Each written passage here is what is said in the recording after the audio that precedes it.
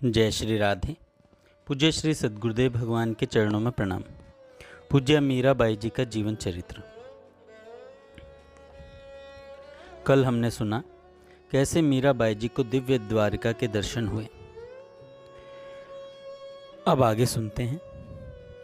मेड़ते के राजपुरोहित जी मीराबाई जी से मिलने आए और उन्होंने मेड़ते का हाल कह सुनाया। इन लोगों के आने से मीरा जी बेचैन हो गई मेड़ते का हाल सुनकर के। इस भूमि को छोड़कर वहां जाना अशक्य था। उन्होंने निश्चय किया कि मेड़ता लौटकर नहीं जाएंगी। वे रो रो करके अपने आराध्य से प्रार्थना करती, कहती, इतनी निष्ठुरता तुम में कहाँ से आ गई दयाधाम, क्यों मुझे अपने चरणों से दूर करते हो। बहुत भटकी हूँ, अब इस देह में भटकने का दम भी नहीं रहा है और न ही उन महलों की राजसी वैभव में बंद होकर व्यर्थ चर्चा में उलझने की मुझ में हिम्मत है। मुझे अब अपने से दूर मत करो। किसी का स्पर्श पाकर वे जग पड़ी। कांचना सन्मुख खड़ी थी। मीरा का मन उत्साह से हुलस उठा। उन्होंने पूछना चाहा कि क्या महादेवी रुक्मणी जी ने मुझे याद फरमाया है, किंतु आसपास सोई हुई दासियों का विचार करके वे चुप नहीं। वे उसके साथ साथ बाहर आईं। घर के पीछे ही कुआं और छोटी सी बगिया थी। वहीं आकर कांचना कुएं की जगत पर बैठ गई और उन्हें भी बैठने का संकेत किया। मुझे महादेवी रुक्मणी ने भेजा है, आपका पिछला वृत्तांत बता दूं, जिससे आपकी घबराहट दुख कुछ कम हो जाए। मीरा ने मौन दृष्टि उठाकर उसकी ओर देखा। आप ब्रज कुल की माधवी हैं। उसने मीरा की ओर देखा। उसका अभिप्राय समझकर मीरा ने स्वीकृति में सिर हिला दिया। कांचना बतलाने लगी, सूर्य ग्रहण के समय जब समस्त ब्रजवासी बाबा मैया के साथ देवी वृषभानुजा कुरुक्षेत्र पधारी, तब उनके साथ आप भी थीं। कुछ समय कुरुक्षेत्र में रहकर पूरे ब्रज शिविर को साथ लिए प्रभु द्वारिका पधारे।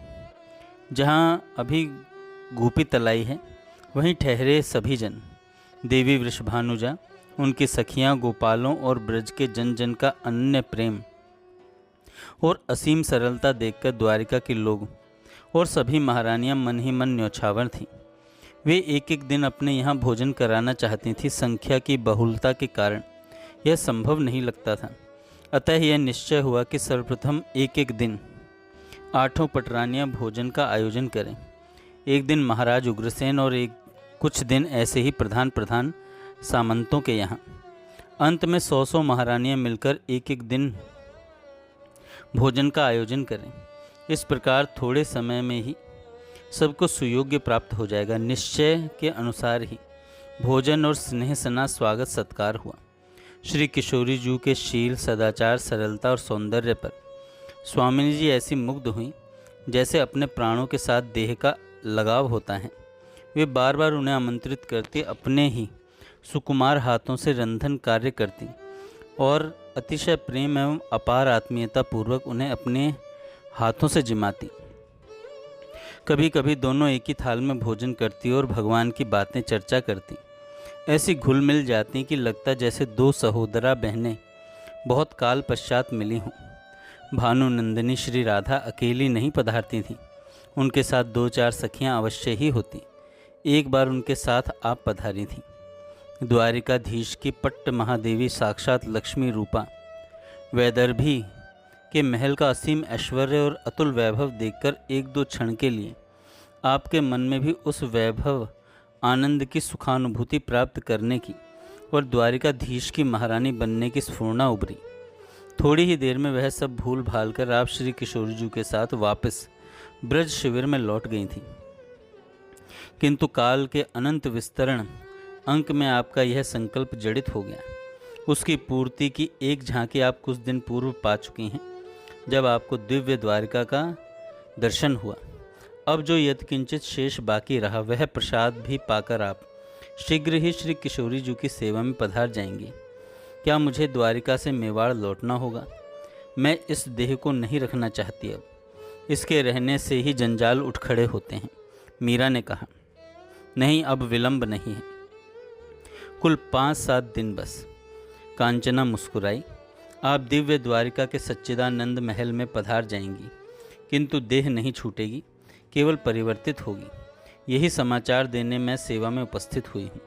अब आज्ञा हो। कांचना उठ खड़ी हुई। मीरा ने उठकर उसके दोनों हाथ थाम लिए। महादेवी रुक्मणी के चरणों में मेरी ओर से प्रणाम निवेदन करना। बड़ी कृपा की जो तुम आ गई। तुम्हारी बातें सुनकर बड़ी ठंडक महसूस हुई, जैसे जले हुए घाव पर शीतल लेप लगा हो। सभी महारानियों और प्रभु को मेरा प्रणाम करना। प्रणाम करके कांचना पीठ फेरकर चल दी। कुछ दूर तक उसकी देह का प्रकाश और झिलमिलाते हुए उसके पीत वस्त्र दिखलाई देते रहे। नूपुरों की हल्की ध्वनि सुनाई देती रही। फिर वह लोप हो गई।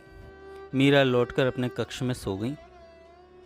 5-6 दिन पश्चात भी जब मेवाड़ के राज पुरोहित जी को कोई अनुकूल उत्तर नहीं मिला तो उन्होंने अनशन करने का निश्चय किया। सौजन्यवशात राठौड़ों की पुरोहित जी भी उनके समीप बैठ गए। अनशन की बात सुनकर मीरा ने उन्हें कई प्रकार से समझाने का यत्न किया, किंतु वे उन्हें ले जाए बिना किसी तरह नहीं मान रहे थे। 2 दिन और निकले। ब्राह्मणों को भूखे मरते देख वे व्याकुल हो उठी। उन्होंने पुनः उनसे अनुनय की, किंतु उन्होंने रीते हाथ लौटने की अपेक्षा मरना अधिक श्रेयस्कर समझा। आखिरकार मीरा ने उन्हें आश्वासन दिया, मैं प्रभु से पूछ लूँ, वे आज्ञा देंगे तो आपके साथ चली चलूँगी। उस समय देवालय में द्वारिकाधीश की मंगला आरती हो चुकी थी और पुजारी जी द्वार के पास खड़े थे। दर्शनार्थी दर्शन करते हुए आ जा रहे थे। राणावतों और मेड़तियों के साथ आए हुए सभी व्यक्तियों के सहित मीरा भव्य मंदिर के परिसर में पहुंची। देख पहचान करके कोई कोई उन्हें प्रणाम करने लगे और जो नहीं जानते थे वे दूसरों से उनका परिचय पूछने लग गए। सबके साथ मीरा ने प्रभु को प्रणाम किया। पुजारी जी उन्हें पहचानते थे और यह भी जानते थे कि इन्हें लिवाने के लिए राजपुताने से मेवाड़ के बड़े बड़े सामंतों सहित राज पुरोहित आए हैं। चरणामृत तुलसी देते हुए उन्होंने पूछा, आपना बिना प्रभु जी द्वारिका सुन थई जैसे, एने माटे जय हूँ रजा, मांगवा आवी छू महाराज। हुकुम होए ते हूँ प्रभु थी, रजा मांग लें। हाँ पधारो बा, आपने माटे कोण ना पाडे छे। पुजारी की बात सुनकर मीरा निज मंदिर के गर्भगृह के सन्मुख गई कि प्रभु से आज्ञा लेनी है, और ऐसा कहकर उन्होंने प्रणाम किया और हाथ में एक तारा लेकर वे गाने लगी। साजन सुध ज्यों जानो त्यों लीजे, तुम बिन मेरे और न कोई कृपा रावरी कीजिए। दिवस न भूख रैन नहीं निद्रा, यूं तन पल पल छीजे।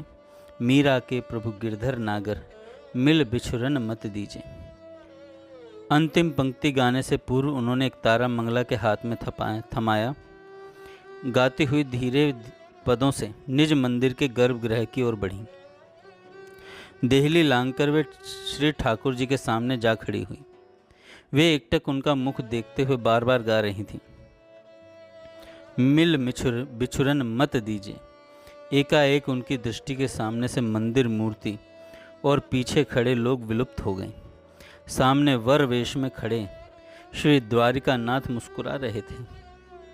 मीरा चरण स्पर्श के लिए ज्यों ही झुकने लगी कि दुष्टों का नाश, भक्तों को दुलार, शरणागतों को अभय और ब्रह्मांड का पालन करने वाली भुजाओं ने अपनी आर्त विह्वल और त्राण मांगती हुई प्रिया मीरा जी को अपने बंधन में समेट लिया। मिल बिछुरन मत दीजिए। चौथी पंक्ति उनके मुख से आधी ही निकल पाई थी कि क्षण मात्र के लिए एक अभूतपूर्व प्रकाश प्रकट हुआ, मानो सूर्य चंद्र एक साथ अपने पूरे तेज के साथ उदित होकर अस्त हो गए। इस प्रकाश में प्रेम दीवानी मीरा समा गई। उसी समय मंदिर के सारे घंटे, घड़ियाल और शंख अपने आप जोर जोर के साथ बजने लगे। कई क्षण तक लोग किम कर्तव्य विमूढ़ से रहे। किसी को समझ में नहीं आया कि क्या हुआ। एकाएक चमेली बाई सा हुकुम पुकारती हुई निज मंदिर के गर्भगृह की ओर दौड़ी। पुजारी जी ने सचेत होकर हाथ के संकेत से उसे रोका और स्वयं गर्भगृह में गए। उनकी दृष्टि चारों ओर मीरा को ढूंढ रही थी। अचानक प्रभु के पार्श्व में लटकता भगवा वस्त्र खंड दिखाई दिया। लपक कर उन्होंने उसे हाथ में लिया। वह मीरा की ओढ़नी का छोर था। ओढ़नी का छोर तो दिखलाई दिया, परंतु मीरा जी गर्भगृह में कहीं नहीं दिखी। निराशा के भाव से भावित हुए पुजारी जी गर्भगृह से बाहर आए और उन्होंने निराशा व्यक्त करने के लिए सिर हिला दिया। उनके संकेत का अर्थ समझकर मेवाड़ और मेड़ते के ही नहीं, वहाँ उपस्थित सभी जन आश्चर्य विमूढ़ हो गए। यह कैसे संभव है? अभी हमारे सामने उन्होंने गाते गाते गर्भगृह में प्रवेश किया है। भीतर नहीं है तो फिर कहाँ है? हम अपने स्वामी को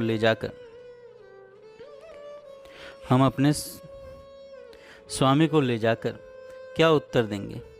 मेवाड़ वीर बोल उठे। मैं भी तो आप सबके साथ बाहर ही थी बाप जी, कैसे बताऊं ये कहाँ गई? अगर आप समझना चाहो तो समझ लो कि वे प्रभु में समा गई हैं। वे प्रभु के श्री विग्रह में सदैव विलीन हो गई। पुजारी जी ने उत्तर दिया, क्या हम गर्भगृह को भीतर से अच्छी तरह देख सकते हैं? अवश्य देखिए, मुझे तो वैसे भी मंदिर को गंगा जल से धोना पड़ेगा।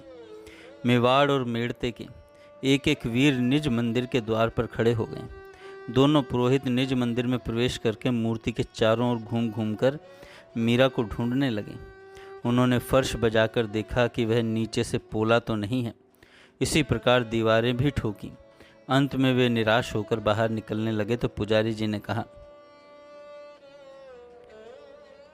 तमने बा नी ओढ़नी नो पल्लो थनी दिखा तो, अरे बा प्रभु माँ समाई गई छे, तमने बधा ने खबर केम न थी पड़ती। दोनों पुरोहितों ने उस पल्ले को अच्छी तरह से देखा और खींचा भी, पर वह तनिक भी खिसका नहीं। तब वे बाहर आ गए। इस समय तक ढोल नगाड़े बजने बंद हो गए थे। उसी समय पुजारी ने भुजा उठाकर जयघोष किया, बोल मीरा माँ की जय, भक्त अने भगवान की जय, द्वारिकाधीश की जय। लोगों ने जयघोष दोहराया। तीनों दासियों का रुदन वेग मानो बांध तोड़कर बह पड़ा हो। अपनी आंखें पोंछते हुए दोनों पुरोहित उन्हें सांत्वना दे रहे थे। मेड़ता और चित्तौड़ की मूर्तिमंत गरिमा अपने आराध्य में जा समाई। नृत्यत नूपुर बांध के गावत ले करतार, देखत ही हरि में मिली तृण सम गनि संसार। मीरा को निज लीन किए नागर नंद किशोर, जगत प्रतीत हित नाथ मुख रयो चुनरी को छोर। जय श्री राधे। आज मीराबाई साजी का जीवन चरित्र यहीं समाप्त होता है। आप सभी भक्तों को प्रणाम।